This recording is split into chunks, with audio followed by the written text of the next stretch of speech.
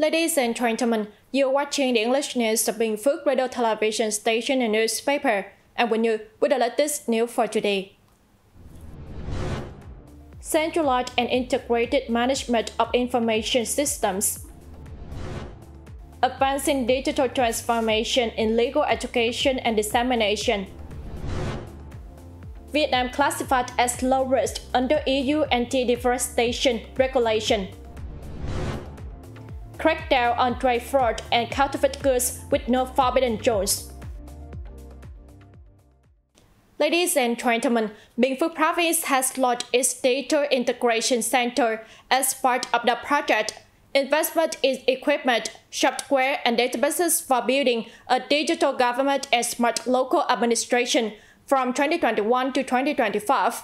Now fully operational, the center is ready to support the province's comprehensive digital transformation and day-to-day governance.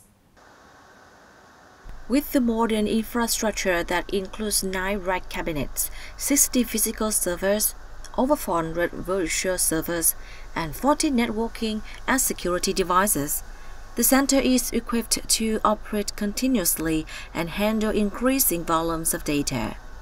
It also has the capacity to scale as future demands grow.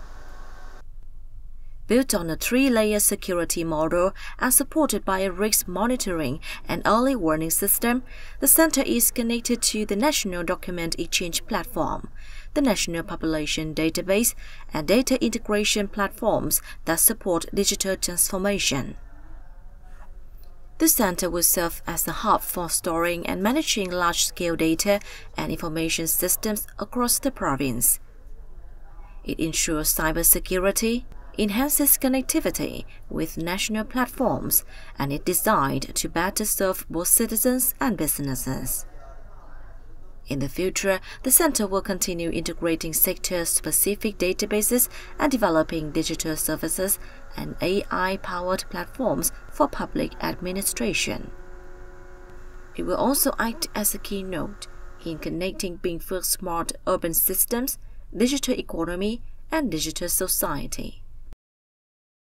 The People's Committee of Bình Phước Province has issued a plan to implement digital transformation in legal education and dissemination for the 2025 to 2030 period.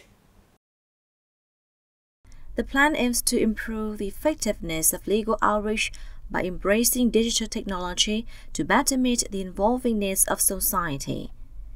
It sets out several key tasks, including raising awareness of digital transformation, developing policies, improving infrastructure, and applying digital tools to enhance state management of legal education and dissemination.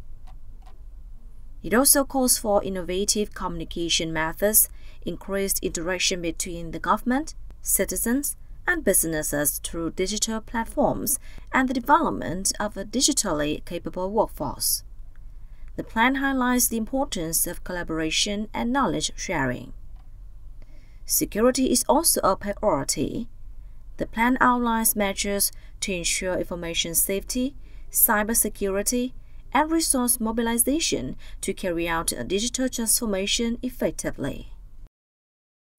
Bình Phước Province is home to a diverse population of ethnic groups and rich cultural traditions. In Hamlet 5, Phước Sơn Commune, Đăng District, home to many Tây and Nông people who migrated from the north, the community continues to preserve its distinct cultural identity while contributing to local development. One example is the annual bird harvest Thanksgiving ritual. At the end of each cashew harvest, Tây and Nông ethnic families gather to prepare ceremonial meal to honor their ancestors and thank their spirits. The offering includes traditional dishes such as sticky rice, chicken, leaf cake, gấc sticky rice, and khâu nhục, a stewed pork dish prepared according to recipes passed down through generations. Around the shared meal, members of the Tình Lute and Thanh singing club come together to perform traditional songs, adding a spiritual and cultural touch to the occasion. This rich tradition adds to the vibrant cultural mosaic where 31 ethnic groups are working hand in hand toward a shared vision of development.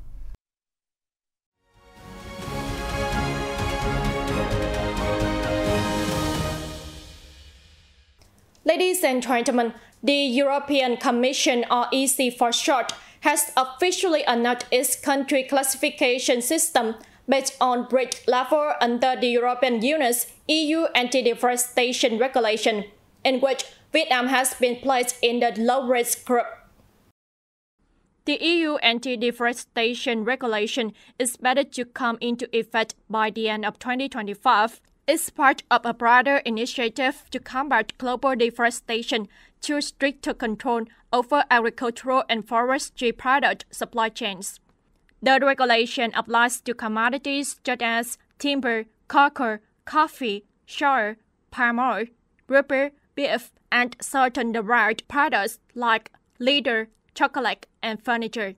Vietnam's low-risk status means that exports from Vietnam to the EU will be subject to simplified due diligence requirements, thereby reducing the compliance burden on businesses. At the National Online Conference on May 23rd on combating smuggling, trade fraud, and counterfeit goods in the healthcare sector, Minister of Health emphasized that both market inspection work in many localities is still lax and not strict enough. One notable issue is the ease of registering health supplements. Both inspection is only done on paper. In reality, authorities have uncovered numerous pharmaceutical businesses operating without proper conditions, failing to issue e-invoices, and in some cases, counterfeit goods worth tens of billions of Vietnamese dong were sold in a single day. The Ministry of Health has demanded tightening procedures for licensing, inspection, testing, and product renewal. A revision of Decree 15 is expected to be finalized by early June to close legal loopholes. Local authorities have also promoted applying technology for product traceability and goods management. Minister Đào Hồng Lan affirmed that if there are any violations, they will be strictly handled, with no forbidden zones.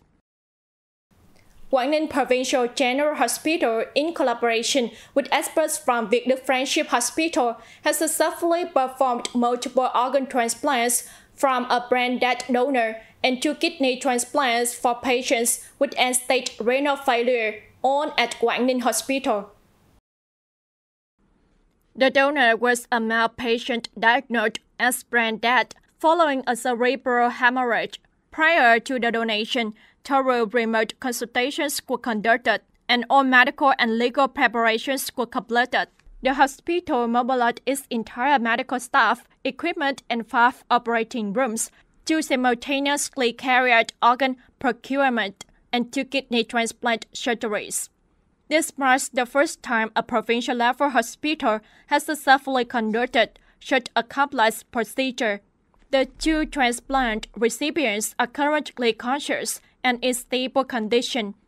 Other remaining organs have been transplanted to patients at medical centers across the country. Ladies and gentlemen, along the Ngo Đồng River at the Tam Cốc Bích Động tourist area in Hoa Lư City, the Ninh Bình Provincial People's Committee has officially launched Ninh Bình Tourism Week 2025 under the theme The Golden Color of Tam Cốc Tràng An. The opening ceremony drew the participation of thousands of local residents and visitors. A highlight of the event was the outdoor art performance, The Golden Color of Tam Cốc, the fragrance of the land, the love of the people, which vividly portrays the natural beauty and rural life of Tam Cốc area. This year's Tourism Week also features a wide range of cultural and artistic activities, including displays of traditional fine arts, handicrafts, and old cut products.